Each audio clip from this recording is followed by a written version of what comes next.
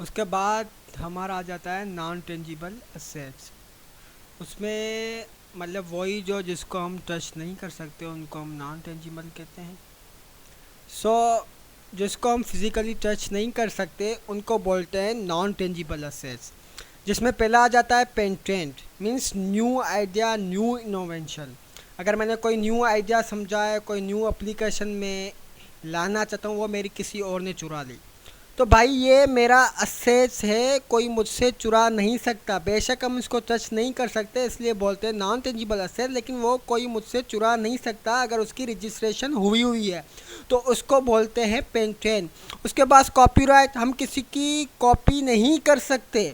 For example अगर मैंने copyright, अगर इसका एग्जांपल मैं आपको ऐसे दूंगा कि अभी बजरंगी भाईजान फिल्म आई थी ना, उसमें वो कवाली चली थी कि भर दो झोली मेरी, उसके लिखने वाले पे, उस डायरेक्टर पे क्लेम किया, भाई आपने मेरी कवाली मेरे बगैर ऐसे कैसे उसमें डाल दी, फिल्म में चला दी, मुझसे पूछे बगैर, मीन्स कॉपी की, वो क्लेम कर सकता है। इसका वो असेस था कवाली बनाने वाले का, इसलिए हम क्या करते हैं, किसी की कॉपी नहीं कर सकते। मेरा दिए हुए वर्ड्स, मेरी पोइट्री कोई भी कॉपी नहीं कर सकता। उसके बाद आपका आ जाता है trademark. It's a very very crucial. Trademark मतलब जो कंपनी का लोगो होता है, सिंबल होता है, सर्फ एक्सेल का अपना लोगो होगा, नेस्ले का अलग होगा, पीटीसीएल का अलग होगा। अगर उसके लोगो, मैं कंपनी खोलना चाहता हूँ, जल्दी मशहूर होना चाहता हूँ, उनके लोगो चुरा के मैं अपने आप रख दूँ, कि ऐसा नहीं कर सकता भाई। उनकी मेहनत है, उनके लोगों में नहीं चुरा सकता, उनके सिंबल्स में नहीं चुरा सकता, वो उनके असेट्स हैं, इसलिए उसको बोलते हैं ट्रेडमार्क। फ्रेंचाइज क्या होता है? फ्रेंचाइज सिंपली ओनर क्या करता है, अपने कुछ राइट्स जो होता है वो बेचता है फ्रेंचाइज देने वाले को।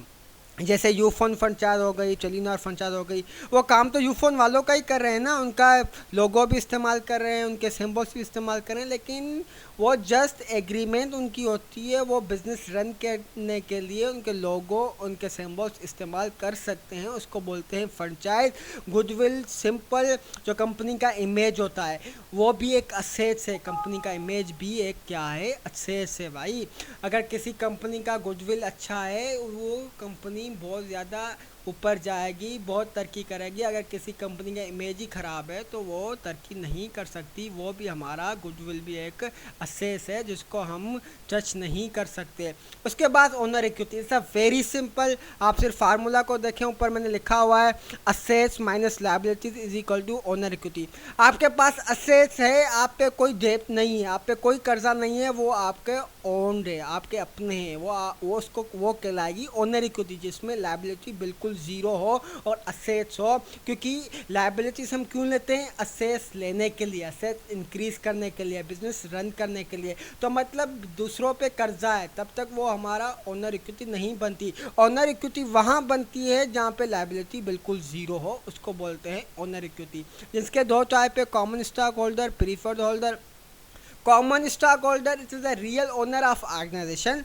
वो क्या करते हैं, एक रियल ओनर होते हैं, वो प्रॉफिट और लॉस दोनों से मतलब कनेक्ट होते हैं। अगर वो क्या बोलते हैं कि जितना प्रॉफिट अगर 2 करोड़ हो रहा है, मुझे उतना मिले, 3 करोड़ हो रहा है तो मुझे बढ़कर मिले। इसका एग्जांपल हम ऐसे दे सकते हैं। अगर लॉस हुआ तो वो कबूल कर लेंगे, एक्सेप्ट कर लेंगे, भाई कंपनी डूब गई थी कि लॉस हो गया।